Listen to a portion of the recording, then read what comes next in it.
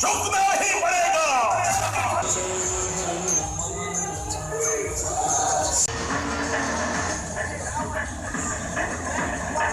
जिस पैसे पर तुम बैठते हुए आजीवन घूमते थे,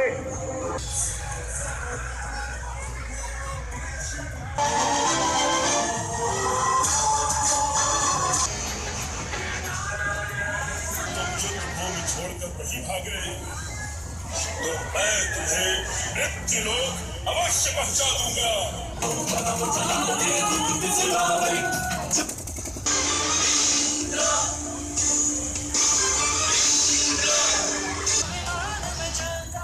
मैं शिव भक्त का गणेश रावण हूँ और मेरे पुत्रों के साथ युद्ध करना छोड़ दूं।